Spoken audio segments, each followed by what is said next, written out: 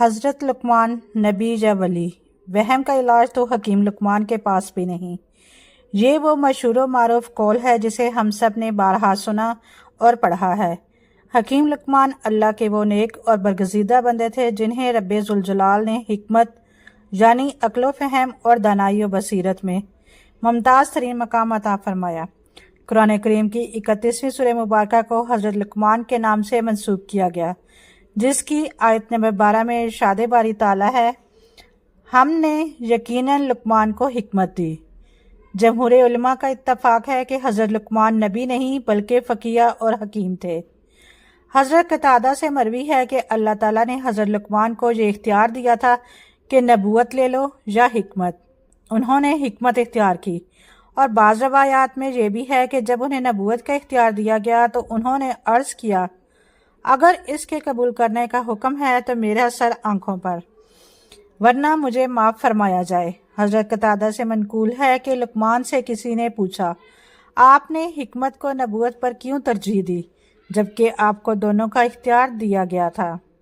آپ نے فرمایا، نبوت بہت بڑی ذمہ داری کا منصب ہے، اگر وہ مجھے میرے اختیار کے بغیر دے دیا جاتا تو اللہ تعالیٰ خود اس کی کفالت فرماتا کہ میں اس کے فرائض ادا کر سکوں۔ اگر میں اپنے اختیار سے اس کو طلب کرتا تو ذمہ داری مجھ پر ہوتی۔ حکیم لقمان بادشاہ یا غلام۔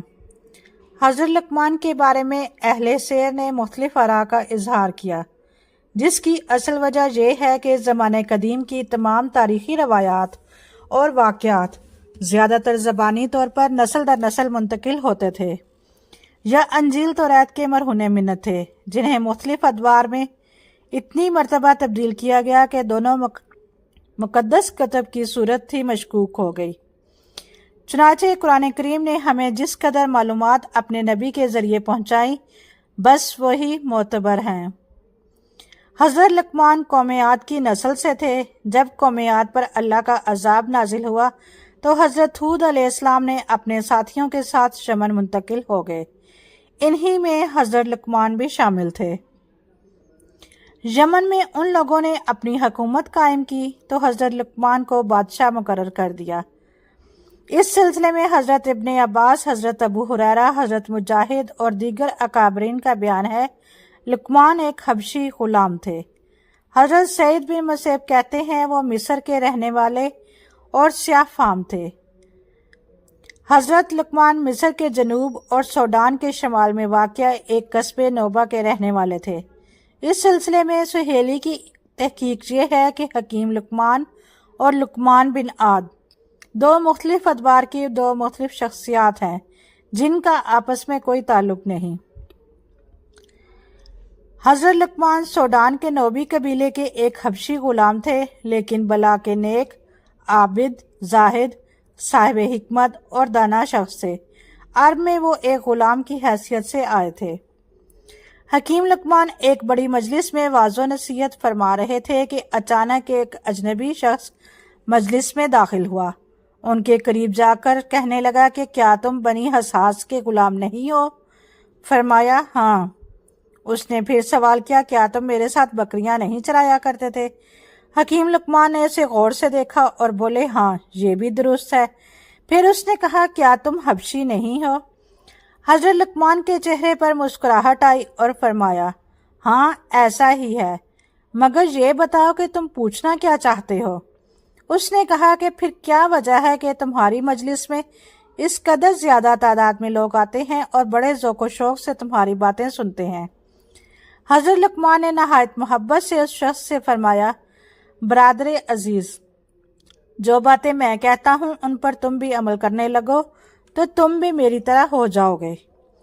آنکھوں سے حرام چیزیں نہ دیکھو، زبان بیہودہ باتوں سے روک لو، مال حلال کھایا کرو، اپنی شرمگاہ کی حفاظت کرو، زبان سے ہمیشہ سچ بات بولا کرو، وعدے پورے کیا کرو، مہمان کی عزت کرو، پڑوسی کا خیال رکھو، بیکار کاموں کو چھوڑ دو۔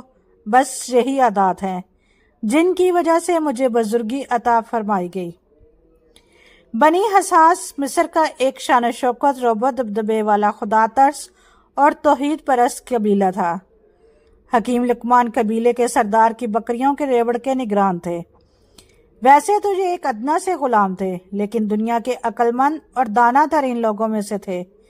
نہایت پاک باز، شریف النفس، علم و دانش کے پیکر، فہم و فراست، ذہانت و فطانت، تدبر و بردباری میں ان کا کوئی ثانی نہ تھا۔ قناعت و سنجیدگی، معاملہ فہمی، وفاداری میں ید طولہ کے حامل، اعلیٰ ترین اخلاق کریمہ کے مالک، بے حد صابر و شاکر، پورے قبیلے کے باعث رحمت، مالکان کے منظور نظر اور حکمت و دانائی کا سرچشمہ تھے۔ حضرت سعید بن مسیب کے پاس ایک سیاہ فام شخص کوئی سوال پوچھنے آیا تو آپ نے فرمایا، پوچھو، کیا پوچھنا چاہتے ہو؟ تمہیں اپنی سیاہ فامی پر شرمندہ نہیں ہونا چاہیے، کیونکہ سوڈانیوں میں 3 آدمی دنیا کے بہترین انسان اور بہت زیادہ حکمت کے مالک تھے، حضرت بلال حبشی، حضرت عمر فاروق کے غلام اور حکیم لقمان۔ یہ تینوں سیاہ فام اور چپٹی پھیلی ناک والے تھے، اور تم چوتھے ذیل مرتبہ سوڈانی ہو۔ حضرت مولانا شبیر احمد عثمانی تحریر فرماتے ہیں، اکثر علماء کی رائے ہے کہ حضرت لقمان پیغمبر نہیں بلکہ ایک پاک باز متقی انسان تھے، جنہیں اللہ تعالیٰ نے اعلیٰ درجے کی عقل و فہم اور متانت و دانائی عطا فرمائی تھی۔ رب العزت نے ایک قصہ قرآن مجید میں بیان فرما کر ان کا مرتبہ اور زیادہ بڑھا دیا۔ حضرت لقمان کہاں کے رہنے والے تھے اور کس زمانے میں پیدا ہوئے، اس کی پوری تعین نہیں ہو سکتی۔ اکثر کا قول ہے کہ وہ حبشی تھے اور حضرت داؤد علیہ السلام کے عہد میں پیدا ہوئے۔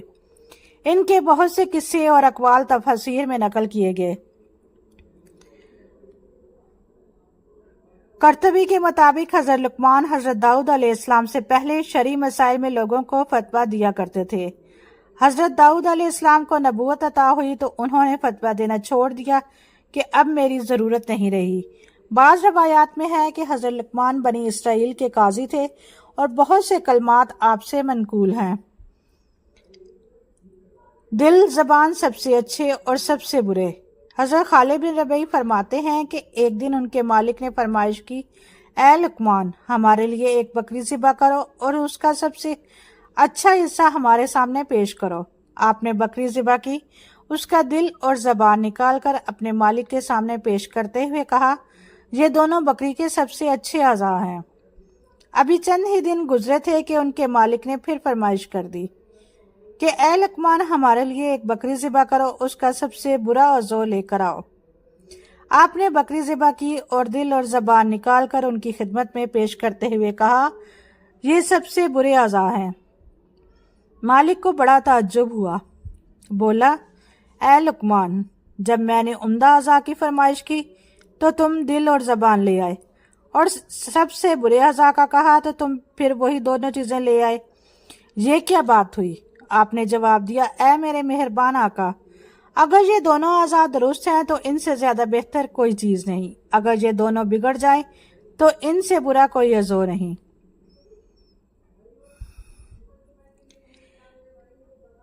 پیغمبروں کی 8 اہم باتیں۔ مفسرین لکھتے ہیں کہ حضرت لقمان نے فرمایا، میں نے 4000 نبیوں کی خدمت میں حاضری دی۔ ان پیغمبروں کے مقدس کلاموں میں سے 8 اہم باتوں کو چن کر یاد کر لیا، جو یہ ہیں۔ نمبر 1، جب نماز پڑھو تو دل کی حفاظت کرو۔ نمبر 2، جب کھانا کھاؤ تو اپنے حلق کی حفاظت کرو۔ نمبر 3، کسی غیر کے مکان میں رہو تو اپنی آنکھوں کی حفاظت کرو۔ نمبر 4، لوگوں کی مجلس میں بیٹھو تو اپنی زبان کی حفاظت کرو۔ نمبر 5، اللہ تعالیٰ کو ہر وقت ہر لمحہ یاد رکھو۔ نمبر 6، اپنی موت کو ہمیشہ یاد کرتے رہا کرو۔ نمبر 7، اپنے احسانوں کو بھلا دو۔ نمبر 8، دوسروں کے ظلم کو فراموش کر دو۔ حضرت لقمان میں بیٹے کو نصیحت۔ قرآن کریم کی سورہ لقمان میں اللہ تعالیٰ حضرت لقمان کی اپنے بیٹے کو کی جانے والی نصیحت کا ذکر فرما رہے ہیں کہ کیسے، لیکن ہر شخص کی فطری طور پر یہ خواہش ہوتی ہے کہ اپنی موت سے پہلے اپنے ورثے کے متعلق تمام معلومات اپنی اولاد کو فراہم کر دے۔ چنانچہ حضرت لقمان نے بھی یہ ضروری سمجھا کہ انتقال سے پہلے اپنے غور و فکر اور عقل و دانش کا نچوڑ اپنی اولاد کو منتقل کر دیں۔ چنانچہ فرمایا کہ اے جانے پدر، اللہ کے ساتھ کسی کو شریک نہ کرنا۔ یقیناً شرک بہت بڑا ظلم ہے، جہاں پر اللہ تعالیٰ نے والدین کے ساتھ حسن سلوک کی تاکید کی اور ان کی اطاعت و خدمت کا حکم دیا، بالخصوص ماں کے حوالے سے۔ بیٹا، اگر کوئی عمل رائی کے دانے کے برابر بھی ہو تو زمین و آسمان یا چٹانوں میں کہیں بھی چھپا ہو، اللہ اسے لاموجود کر دے گا۔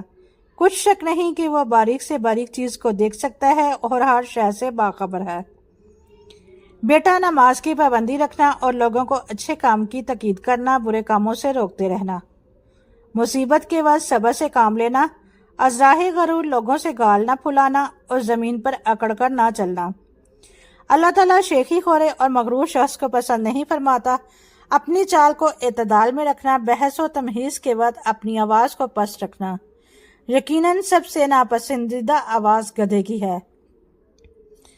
حضرت لقمان نے 1000 برس کی عمر پائی۔ حضرت داؤد علیہ السلام کی بعثت سے پہلے آپ بنی اسرائیل کے مفتی تھے۔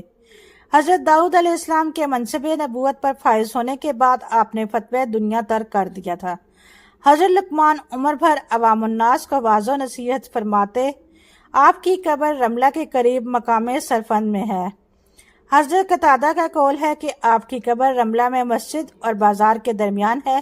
اس جگہ 70 انبیاء بھی مدفون ہیں، جنہیں یہودیوں نے آپ کے بعد بیت المقدس سے نکال دیا تھا، اور یہ لوگ بھوک پیاس سے تڑپ تڑپ کر وفات پا گئے تھے۔ آپ کی قبر پر ایک بلند نشان آویزاں ہے۔ لوگ آپ کی قبر کی زیارت کے لیے دور دور سے آتے ہیں۔ ناظرین، اگر آپ کو میری آج کی ویڈیو پسند آئی ہو تو پلیز لائک اور شیئر کریں۔